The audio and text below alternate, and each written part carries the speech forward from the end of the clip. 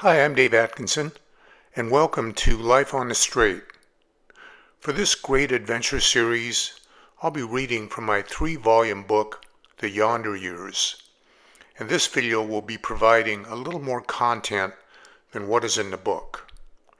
In this segment, after years of planning and preparation, we finally set sail on our great adventure.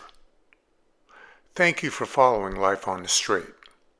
If you enjoy this content, please subscribe to this channel, which is free, and like and share as well. And now, the Yonder Years. On the morning of May 20th, we departed our home in Kingston for the final time. It felt almost surreal as we pulled out of the driveway and headed off down the hill toward town, seeing the recently planted for sale sign out in front of our vacant house in the rearview mirror.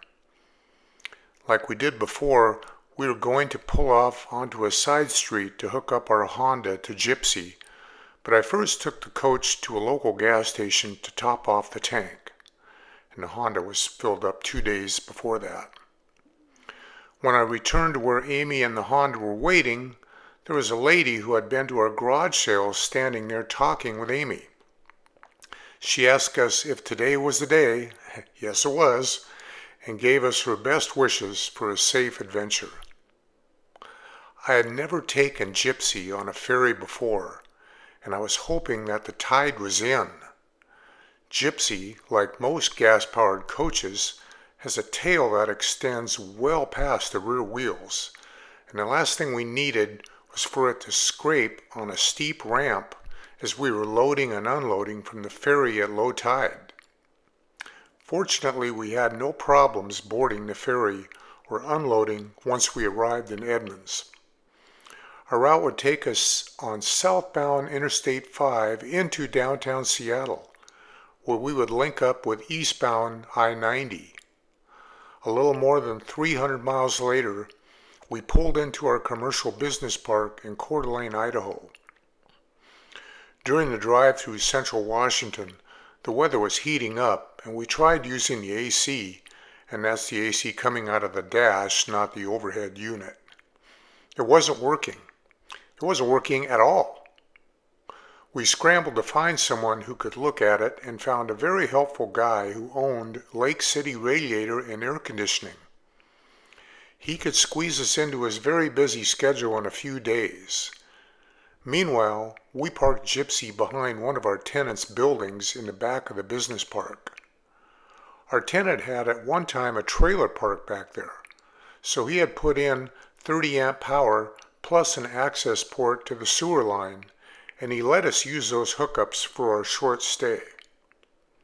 Now here's some helpful advice.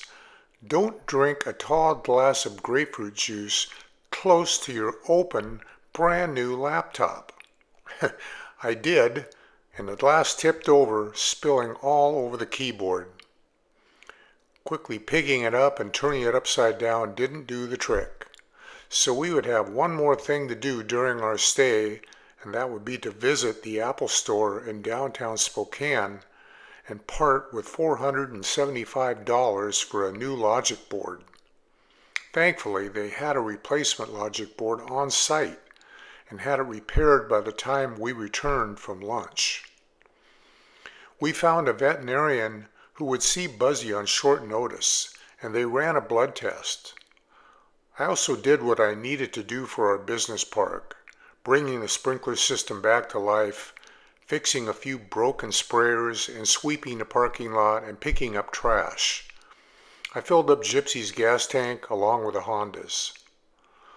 On the 23rd, I drove Gypsy over to the radiator air conditioning repair shop, and things were not good. Not only was the AC system leaking refrigerant, but the radiator overflow bottle was empty, meaning that there was also a leak in the engine coolant system. The technician explained what a labyrinth the various coolant hoses had to travel in the cramped engine compartment. He recommended spraying the numerous connection points with a fluorescent dye. We were to watch the ground and if we saw any splotch of color below the engine, that would allow him, or another tech, to find the point where it was leaking. In any case, we needed to watch the radiator overflow bottle and keep it full, and to know that the shot of refrigerant that he added to the AC probably wouldn't last for too long before it also leaked out. If that wasn't enough, when I returned Gypsy to our business park and turned off the engine, the power-assisted stairs didn't extend when I opened the door. In fact, nothing electrical was working. I went back to the driver's seat and tried to start the engine, but was met with silence. I took the keys in and out of the ignition switch and jiggled it all around, all through the various positions, and finally the engine started and the stairs worked. As we would soon find out, Gypsy's electrical system would act up every now and then. In case you're not keeping score, Gypsy was quickly morphing from the motorhome of our dreams into a lemon. Bad tires, bad coach batteries, a glitchy electrical system, a leak in her cooling system, and a leak in her AC system. After spending time with my family members living in nearby Post Falls, we finally departed towards our next destination, Bear Canyon Campground in Bozeman, Montana. What a miserable drive it was just east of Coeur d'Alene for way too many miles. Interstate 90 in that stretch was just one big washboard surface made up of probably 200-foot-long concrete slabs butting up to expansion joints. It was difficult just holding onto the steering wheel, given all the vibration and pounding. At 374 miles, the drive was longer than the first leg from Kingston to Coeur d'Alene, and when we were east of Butte, Montana, and coming down the backside of Homestake Pass, we discovered another unpleasant surprise. The Invisibrake system in our Honda wasn't working. I'd step on Gypsy's brakes, but the Invisibrake indicator light never came on, and I could just feel that it wasn't kicking in. Now Gypsy's brakes had to slow not just a loaded to the gills motorhome, but our car in tow. Driving a motorhome up and down mountain passes is an education. I actually preferred climbing up part more than the descending down part. When climbing, you can just put on the emergency flashers and drop into second or even first gear and just chug your way to the top. Going down is a different story. Gypsy would quickly gather up a head of steam, and when I dropped it into the lower gears, the engine would rev way up to almost the red line and just scream. The trick to using the brakes was to apply them fairly hard to slow her down, and then let the transmission's lower gears take over until the speed climbed to where you needed to brake again. Mountain passes can turn into a white-knuckle event when everything is working, but without the Invisibrake helping, it was downright scary. We pulled into the RV resort by late afternoon, where we would spend a week before our Yellowstone reservation started. As I was connecting Gypsy's water, power, and sewer into the campsite's facilities, I was chatting with a neighboring camper and his wife. I'm not sure which day it was, but after they learned that we were heading into Yellowstone, they asked us if we had ever driven over the Beartooth All-American Highway. They shared with us the fact that numerous publications had designated it as America's most scenic highway, and if possible, we really needed to see it for ourselves. We had never heard of the Beartooth Highway until then, so we filed it away as something that we might try and squeeze in. Bozeman was more developed than we had thought. They have big box stores like Home Depot right next door to a Starbucks. We soon found a vet to test Buzzy's blood, and we finally got some good news. It appeared that his undersized parathyroid gland was indeed taking on the task of regulating his blood's calcium level. Weaning him off his medicine and reducing his trips to a vet for a blood test was something we hoped would be in his immediate future. We were able to stock up on his saline bags and needles as well.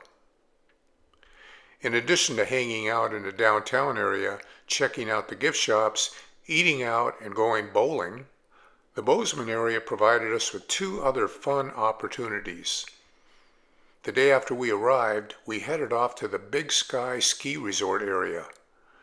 They were kind of in a purgatory mode after the skiing season was over, but before they would turn up their summer activities, such as the water slide ride down the mountain. We just walked around the resort in the big lodge and then drove around the privately owned cabins.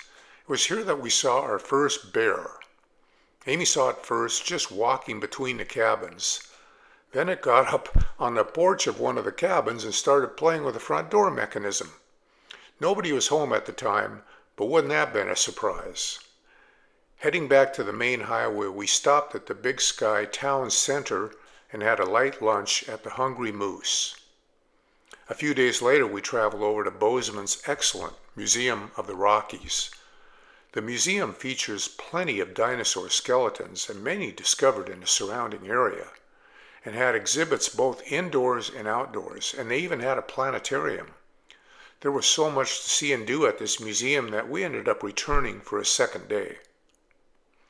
In Bozeman, we stopped at the Walmart store to see if we could pick up Amy's prescription drugs.